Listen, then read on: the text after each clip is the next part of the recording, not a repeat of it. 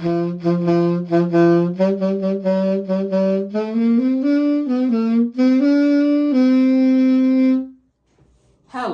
and welcome to the table. I'm your host, Teen Wolf, and today we are going to be talking about Gix, Yawgmoth Praetor.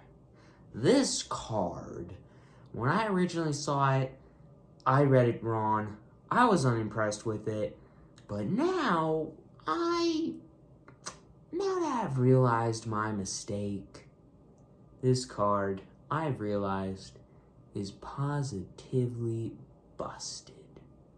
Absolutely busted. Now, what I mean by that is Gix, basically, in a Go-Wide Strategy deck, or just about any deck, allows you to refill your hand, keep making sure you have all the cards in your hand. If you have ways to gain life or take advantage of that card draw, you're in a very good position, and you have a very good chance to win the game.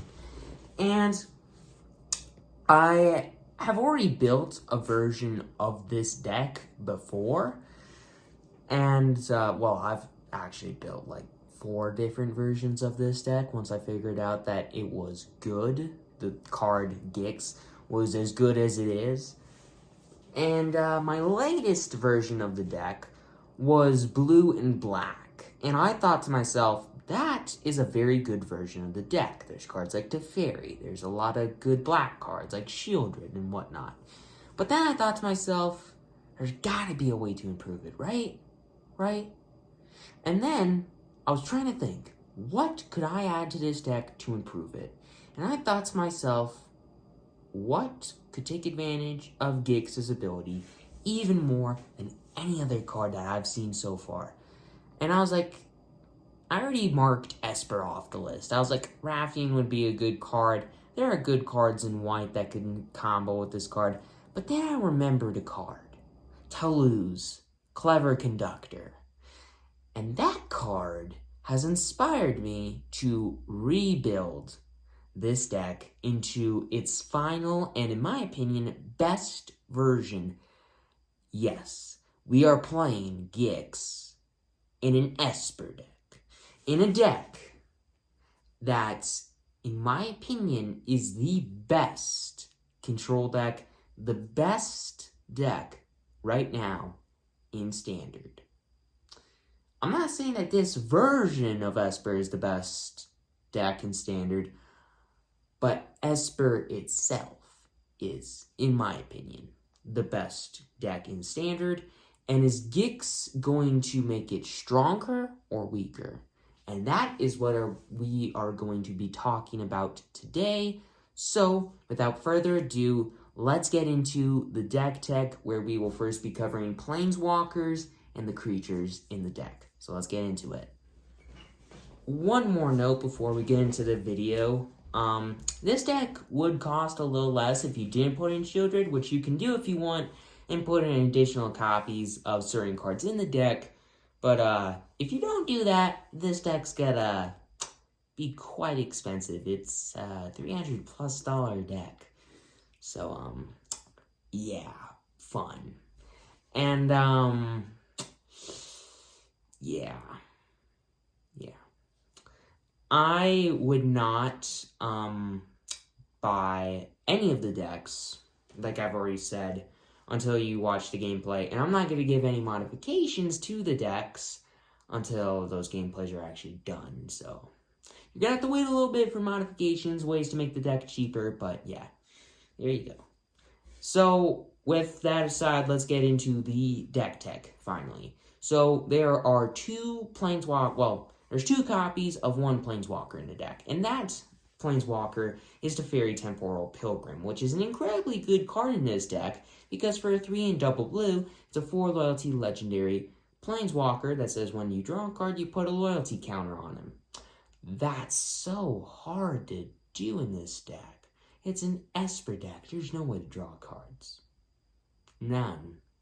So, for 0 loyalty, you can draw a card with him. So, basically treat it as a +1 ability.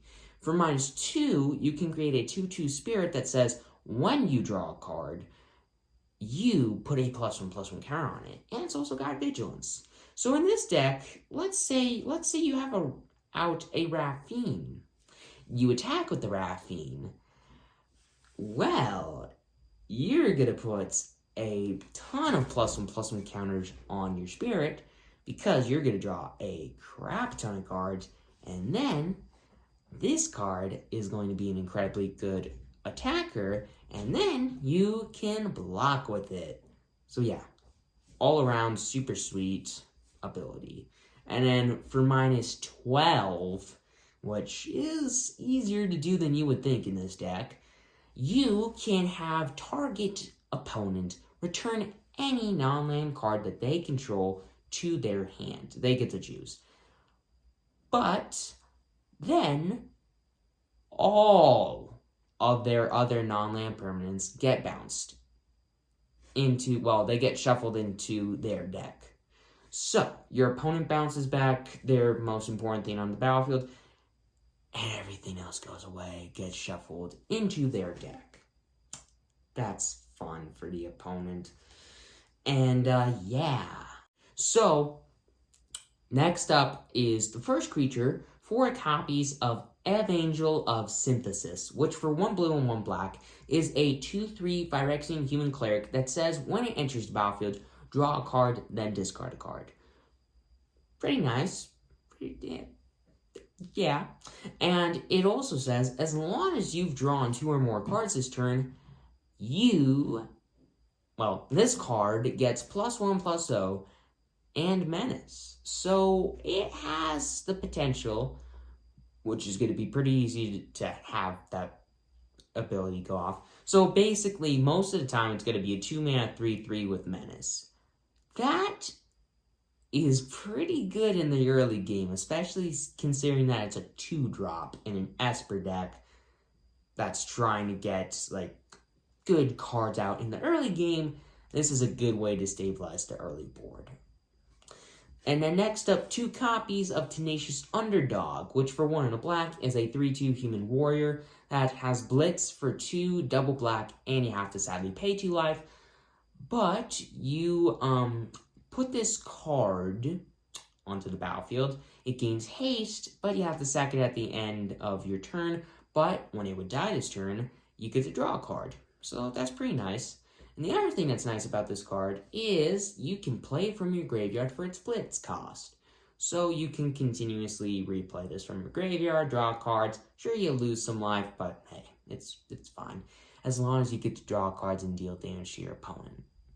Right? Next up is 4 copies of Gix, Yawgmoth Praetor, the card that inspired this deck in the first place. For 1 and double black, it is a 3/3 legendary Phyrexian Praetor that says whenever a creature deals combat damage to one of your opponents, its controller may pay 1 life and draw a card.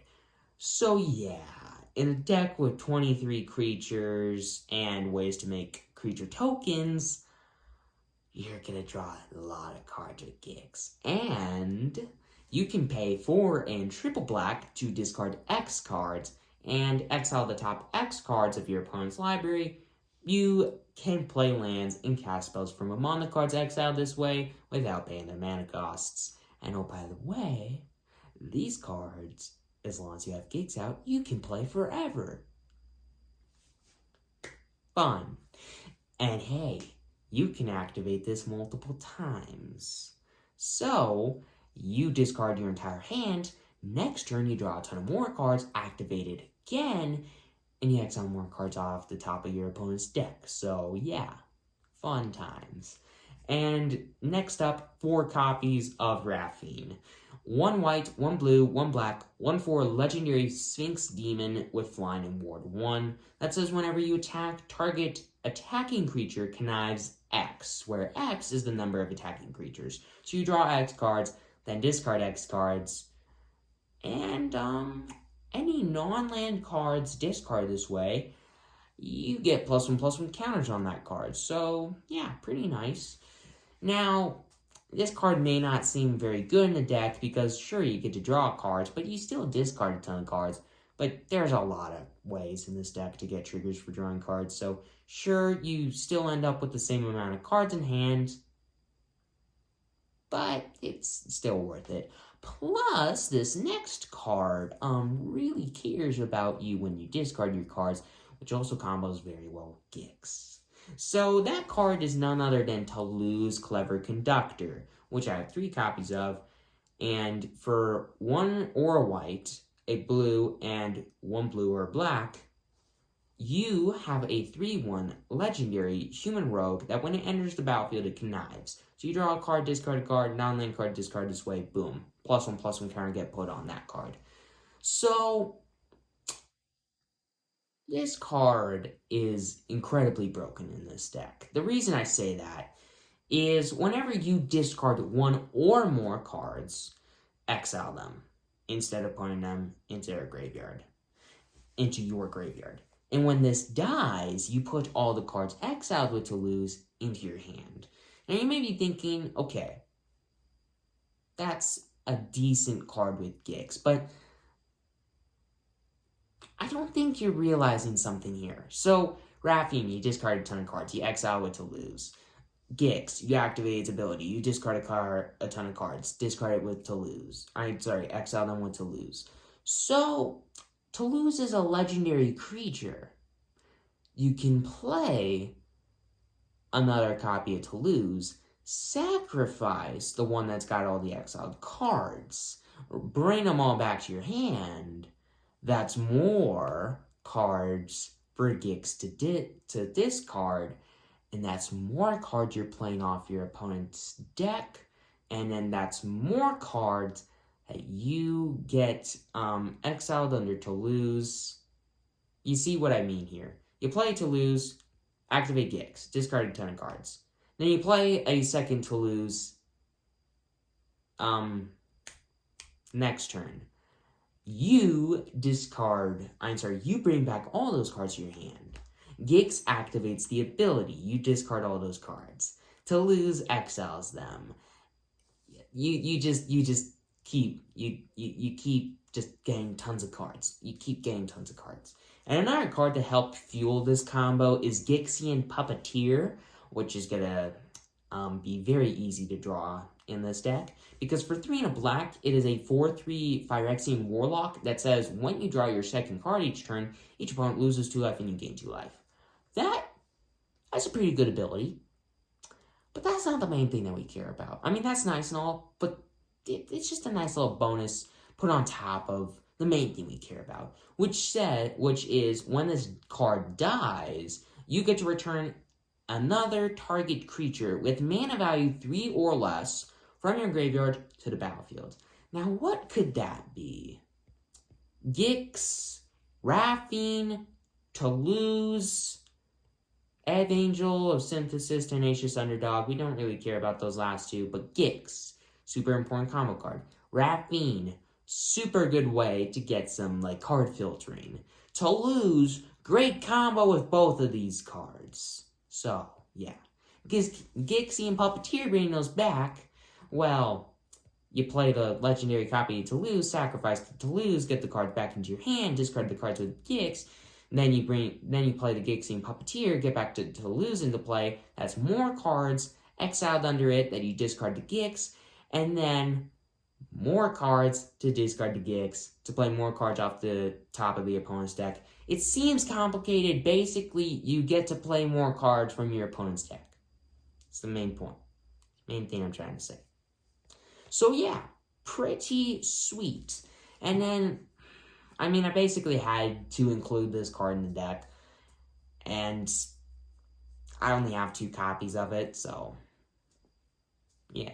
Well, yeah, whatever. I don't have 2, I have 3, but whatever. Shieldred. I got Shieldred in this deck. 2 copies of it. 2 in double black. 4/5 legendary Phyrexian Praetor with Death Touch that says when you draw a card, you gain 2 life. When an opponent draws a card, they lose 2 life. This card is incredibly broken in this deck. I would have more in the deck, but there are 2 reasons behind that. One, I don't own that many copies of this card.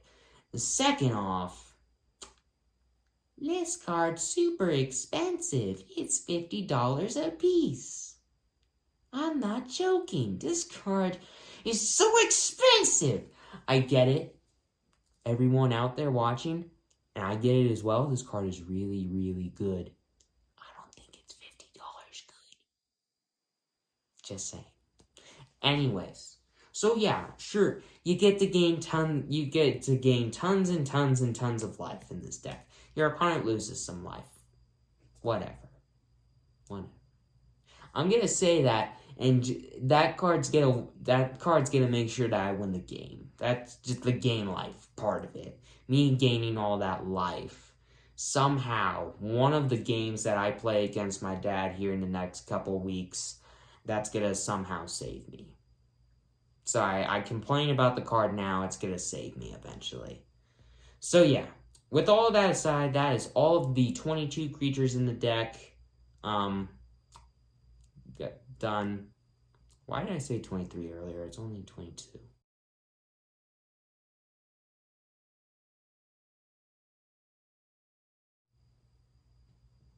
Yeah.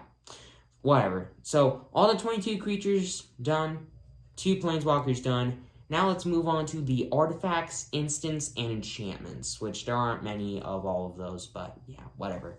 So let's get into it. Alright. So, first off, 2 copies of 1 artifact. The Celestus. Yes, you knew this card was going to be in this deck. 3 mana legendary artifact that when it enters, if it's neither day nor night, it becomes day. You can tap it for a mana of any color, so nice little way to ramp into Gix. The main thing that matters is for 3 mana, you can tap it, and if it's night, it becomes day, but if it's day, it becomes night. Wait. Yeah, it's a way to flip day and night back and forth, but you can only activate this as a sorcery. But the main reason that matters is because whenever night becomes day or day becomes night, this card will trigger and say, hey, you want to draw a card? Well, you're going to have to discard a card. You also gain a life. So, yeah, just a good way to keep drawing cards and discarding cards. And hey, that's more cards exiled under Toulouse that you eventually can kill Toulouse to get more cards, discard the Gix, to do more Toulouse things, to do more Gix things, to play more cards off the top of your opponent's deck, and eventually kill them with all their own cards, and Raffine triggers, and other triggers. There's so many triggers. But anyways, other than that, that is it for artifacts. There are 5 instants total in this deck. 3 copies of one, 2 copies of another one, 3 copies of Go for the Throat, 1 in a black, super good removal spell in this deck in my opinion. It's an instant that says, destroy target non-artifact creature. Sure, you can't kill cards like Reckoner Bankbuster, but I mean, I don't think there's enough artifact creatures gameplay to where you still need to play Infernal Grasp over this. But who knows? If you don't want to risk it, play Infernal Grasp. If you're fine with it, play Go for the Throat. There's no disadvantage to it other than it's a non-artifact creature. But hey, who cares? There's no artifact creatures in Standard right now. Right? No. Anyways, next up is 2 copies of Voidrend, which is questionably one of the best removal spells in Standard. A card that I completely looked over from Streets of New Capenna. It's 1 white, 1 blue, 1 black, instant, can't be countered, really good against every blue deck in existence, and you get to destroy a non-land permanent. So, you may be thinking, well, it's 3 mana, and it's a 3-color card. Well, it can't be countered. It's instant speed, and it destroys a non-land permanent. No downside, other than the fact that it costs 3 mana and it's 3 different colors. But who cares? It's a 3-color deck. We got Celestus in the deck. Whatever. But anyways, after we're done with Voidrend, we get into 3 copies of Wedding Announcement, a 2 and a white enchantment that says at the beginning of your end step, put an invitation counter on it. If you attacked with if you attacked with 2 or more creatures this turn, draw a card. Otherwise, you make a 1 human creature token. Then if there are 3 or more invitation counters on it, you transform it into Wedding Festivities, which is an enchantment that just gives all your creatures +1/+1.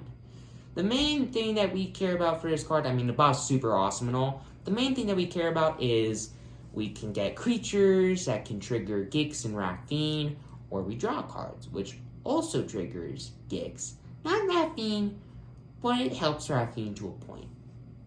But so anyways, with all of that aside, let's get into the 25 lands in this deck. There's a lot of decks with a lot of lands in this set, because the average land cost of this deck is like 3. Yeah, I actually guessed it dead on, it's 3. There are a lot of expensive cards in this deck. And yeah, a lot of expensive cards. I mean, that's what you get when you have a deck with no 1-drops in it, right? Whatever. Let's get into the lands. Alright, so this mana base is a pretty typical mana base for this kind of a deck. 3 copies of Adhikar Wastes. It taps for a colorless or taps for a white or blue, but it deals a damage to you. It's the white and blue Pain Land. Case of Koilos. It's the black and white and black one. And then there is Underground River, which is the blue and black one. So yeah. And then 2 copies of Deserted Beach, which is a land that enters the battlefield tapped unless you control 2 or more other lands. But it taps for white or blue, so that's pretty nice. And then there is Shattered Sanctum, which is the same thing, but it's white or black. And then Shipwreck Marsh, which is the same thing, but it's blue and black. And then there is 2 islands in the deck, 1 plains in the deck, and 3 swamps in the deck. Because, I mean, you gotta have as many black sources as possible for the Gix trigger. And there are a decent amount of cards in this deck that have double black in them, in their cost. And then, don't worry, I didn't forget Raffine's Tower. I still have 4 copies of Raffine's Tower. It's a Plains Island Swamp, enters tap, taps for white, blue, or black, and you can pay 3 mana to discard it to draw a card. So yeah. Also, more triggers for it to lose. Fun. But anyways, so that is it for the mana base. And, yeah, this deck is absolutely insane to me, in my opinion. Because, yeah, whatever.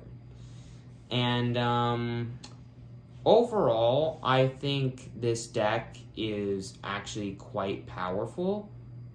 And, yeah, I mean, yeah, the deck's really strong, in my opinion.